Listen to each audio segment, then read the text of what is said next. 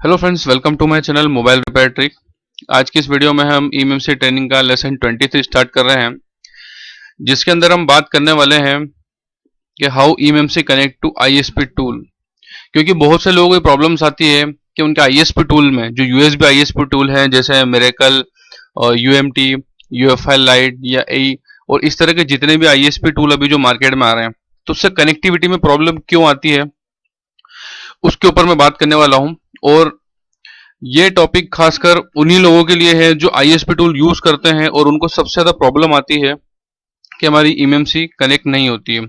तो इस वीडियो को बिल्कुल लास्ट तक देखिएगा। मैं इसके अंदर आपको पूरा स्ट्रक्चर बताऊंगा कि किस तरह से हमारी ईएमसी एक आईएसपी टूल से कनेक्ट होती है और कहां कहां उसको वोल्टेज की जरूरत होती है और हम क्या गलती करते हैं जिस वजह से हमारी ईएमसी जो है आईएसपी टूल से कनेक्ट नहीं होती है। सब्सक्राइब कीजिए हमारे यूट्यूब चैनल को और बेल आइकन को प्रेस कीजिए हमारे लेटेस्ट वीडियो के नोटिफिकेशन के लिए। देखिए फ्रेंड्स, ये मैंने आपको ईएमसी के अंदर एक पूरी पावर सप्लाई का ब्लॉक डायग्राम बना करके बताया है। इसके अंदर आप देखेंगे तो इसमें का मैं पहले भी एक बार बता चुका हूं डिटेल में, ऑलरेडी मैं लेसन 15 में और लेसन 20 में ये चीजें बता चुका हूं। लेकिन उसके अंदर एक कंसेप्ट बचा हुआ था जो आप लोगों को बताना बहुत जरूरी है।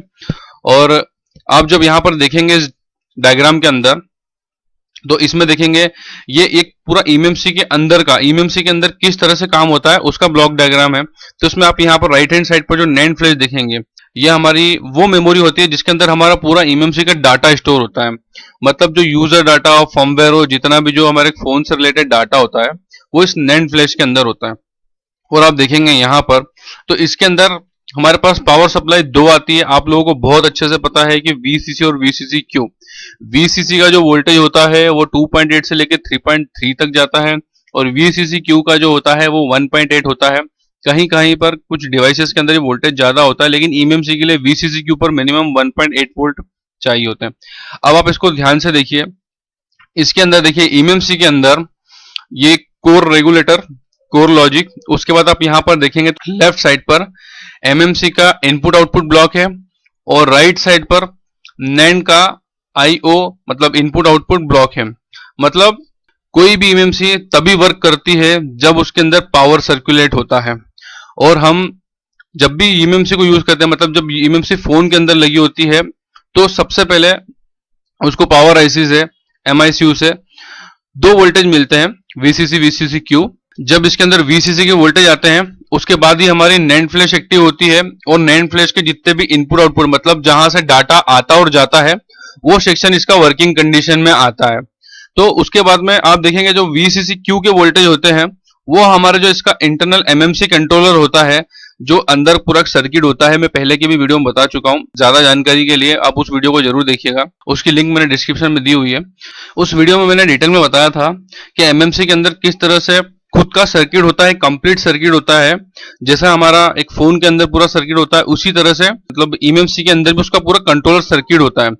और आप देखेंगे तो यहां पर जो वीसीसी क्यू के वोल्टेज हैं वो हमारे ईएमसी के इनपुट आउटपुट का जो अंदर कोर होते हैं इसके अंदर, जिसे हमारा आपको बहुत अच्छे से पता है, जैसे कि हमारे जो सीपीयू होते हैं वो भी कोर पर काम करते हैं, जैसे कि dual core, core to dual, उसके बाद में ऑक्टा कोर।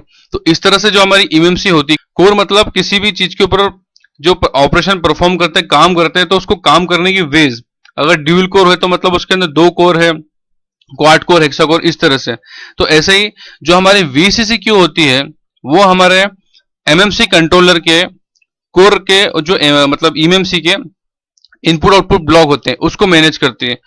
अब हम लोगों के साथ सबसे ज्यादा प्रॉब्लम ये होती है कि जो भी जितने भी यूएसबी के आईएसपी टूल आ रहे हैं उनके अंदर वीसीसी और वीसीसी क्यू दोनों में ही वोल्टेज में इश्यू होता है।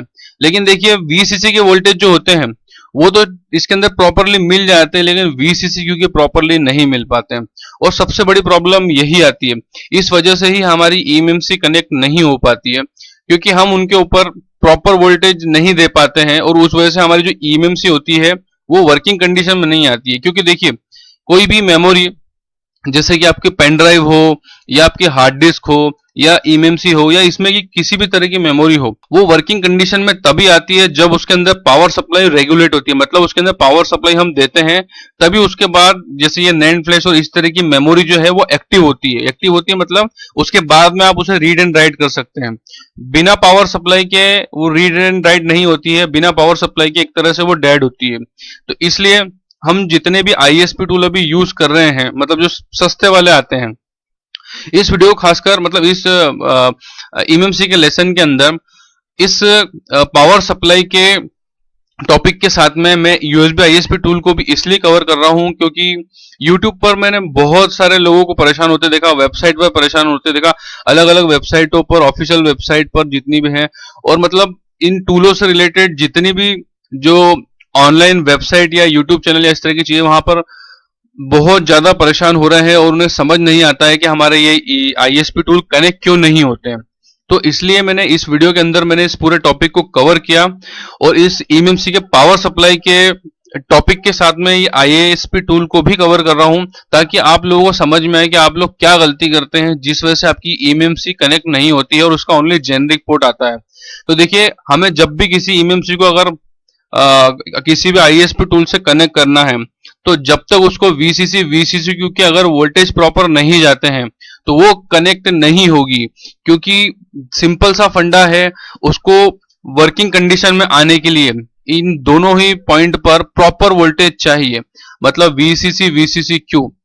अगर आप यूएसबी आईएसपी टूल यूज कर रहे हैं, यूएमटी, यूएफआई लाइट या मिरेकल इस तरह की कोई टूल, तो उसके अंदर अगर यूएसबी केबल लगाने पर वीसीसी क्यू पर प्रॉपर वोल्टेज जो आईसी के पीएम आईसी के थ्रू आते हैं उसके बाद ही वो हैंडसेट उसे कनेक्ट कर पाते हैं। अगर आप अलग से उसके ऊपर जंपर लगा करके उसको कनेक्ट करते हैं वीसीसी और वीसीसी क्यू के वोल्टेज देते हैं, क्योंकि इन सभी टूलों के अंदर वोल्टेज का बहुत बड़ा इशू होता है, उसी वजह से हमारी ईएमएमसी कनेक्ट नहीं हो पाती। और बहुत सी बार ऐसा होता है कि जो इस ईएमएमसी के अंदर का ईएमएमसी कंट्रोलर होता है, जहां पर 1.8 वोल्टेज आना चाहिए, या जरूरत पड़ने पे हाई पावर मोड जो हमारे फ्लैशिंग बॉक्स यूज करके 2.8 या 3.3 वोल्ट लाते हैं, तो उनके पास अपना खुद का एक सर्किट होता है, उस वजह से वो इस चीज को प्रॉपरली मैनेज कर पाते हैं। देखिए, उसके लिए मैं आपको बताता हूँ, ये मिरेकल का आईएसपी टूल है। इसके अंदर आप देखेंगे तो एक नॉर्मल छोटी सी आईसी लगी हुई है जो कार्ड रीडर के अंदर भी आती है। उसके बाद में आप यूएफआई लाइट को अगर देखेंगे तो इसके अंदर भी बहुत छोटा सा सर्किट आता है। उसके बाद में हम यहाँ पर आपको यूएमटी का आईएसपी टूल दिखा रहे हैं। इसके अंदर भी देखिए एक नॉर्मल सी आईसी है और एक पावर रेगुलेटर लगा हुआ है। उसके बाद में आप एई टूल को देखेंगे तो इसके अंदर भी इस तरह की एक आईसी लगी है और पावर रेगुलेटर आईसियां लगी हुई है इसके अंदर। और अब आप ये देखिए, ये जो है हमारा Z3X का EasyJetX प्लस जो है, ये जो पीसीबी आपको दिख रही है, ये हमारे EasyJetX प्लस बॉक्स की पीसीबी है। आप इसको देखिए, ये कितनी एडवांस लेवल की पीसीबी है। इसके अंदर आप देखिए जो सर्किट है वो कंप्लीट है और मतलब कंप्लीट पैकेज है ईएमएमसी के लिए। इसके अंदर हर वो चीज है जो ईएमएमसी को कनेक्शन के लिए चाहिए।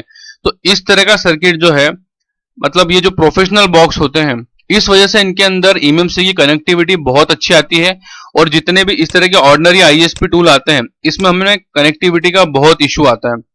देखिए, इस वीडियो में इसलिए मैं आपको ये सब चीजें डिटेल में बता रहा हूं कि अगर आप ईएमएमसी पे प्रॉपर काम करना चाहते हैं, अच्छे तरीके से काम करना चाहते हैं, तो हमें इस तरह के प्रोफेशनल बॉक्स ही लेना पड़ेंगे, जैसे EasyJetX plus, UFI box, Medusa, Octoplus और इस तरह के जितने भी बॉक्स आते हैं, तभी हम ईएमएमसी के ऊपर प्रॉपर वर्क कर पाएंगे, क्योंकि तभी इनके अंदर प्रॉपर वोल्टेज जो है आपको मिलेंगे। देखिए, ये मैंने आपको ईएमएमसी का स्कीमेटिक्स बताया है कि किस तरह से ये हमारे सीपीयू और पीएमआईसी मतलब पावर आईसी से कनेक्ट होते हैं। देखिए, एक तरफ आप यहाँ पर देखेंगे तो यहाँ पर हमारा सीपीयू है जिसे हम होस्ट कहते हैं, यहाँ पर हमारी ईएमएमसी है और यहाँ पर हमारे पीएमआईसी। तो यहाँ पर आप देखेंगे तो ईएमएमसी को वोल्टेज दिए गए हैं वीसीसी और वीसीसी क्यू, जो उसे चलने के लिए काम में आता है, मतलब उसे वर्किंग कंडीशन में लाने के लिए काम में आते हैं। और ये देखिए VDDI, Q और VSS ये ग्राउंड की सप्लाई होती है। मतलब आप लोगों को पता है कि वोल्टेज प्लस और माइनस में होते हैं, तो ये VCC को प्लस के फॉर्म में होते हैं और ये VDDI और VSS आप स्कीमेटिक्स में देखेंगे तो किसी भी ईएमएमसी के बॉल पर आपने देखा होगा कि इस तरह के आपको लिखे हुए मिलते हैं। तो ये जो है, ये प्लस की सप्लाईयां है और ये माइनस की सप्लाई है ईएमएमसी को वर्किंग कंडीशन में लाने के लिए। और जब तक ये सप्लाई हमारी ईएमएमसी को प्रॉपर नहीं मिलेगी, यहाँ पर प्रॉपर वोल्टेज नहीं मिलेंगे, तब तक ये हमारी ईएमएमसी वर्किंग कंडीशन में नहीं आएगी। इसको जब यहाँ पर पावर आईसी से हमें ये प्रॉपर वोल्टेज मिलेंगे, उसके बाद ही हमारी ईएमएमसी जो है ये बाकी की जो सीपीयू से कनेक्टिविटी आती है या हम किसी भी बॉक्स के थ्रू अगर कंप्यूटर से कनेक्टिविटी ईएमएमसी को करते हैं तभी हो पाएगी, तभी पॉसिबल होगी। नहीं तो हम जो ये आईएसपी पिन आउट करते हैं इनमें अगर आपने सीएमडी, सीएलके, डेटा जीरो अगर इन मतलब ग्राउंड इन सभी जंपरों को अगर प्रॉपर लगाते हैं और वीसीसी को भी प्रॉपर लगाते हैं, लेकिन अगर वहां प्रॉपर वोल्टेज नहीं आते हैं तो हमारी ईएमएमसी कनेक्ट नहीं होगी। ये इस वीडियो के अंदर इसलिए मैंने इस टॉपिक को पूरा कवर किया क्योंकि जितने भी जो मोबाइल टेक्नीशियन का काम करने वाले हैं या ईएमएमसी पर काम करने वाले हैं वो यूएसबी आईएसपी टूल अगर यूज करते हैं तो इसी वजह से मतलब ये जो मैंने आपको पूरा फंडा बताया इसका पावर सप्लाई का जो डिस्ट्रीब्यूशन है ईएमएमसी के अंदर, जब तक ये प्रॉपर नहीं होगा आपकी ईएमएमसी कनेक्ट नहीं होगी। और इस चीज के ऊपर आप जितने एक्सपेरिमेंट करेंगे वोल्टेजेस के ऊपर आपकी ईएमएमसी डेड होने के चांसेस बहुत ज्यादा होंगे। जितने भी जो अभी ये सस्ते आईएसपी टूल आ रहे हैं इस तरह के, तो इसमें इन सभी चीजों में वोल्टेज इन मतलब सभी जितने भी जो आईएसपी टूल आ रहे हैं इन सभी के अंदर वोल्टेज का इशू है, इनका सर्किट जो है कंप्लीट नहीं है।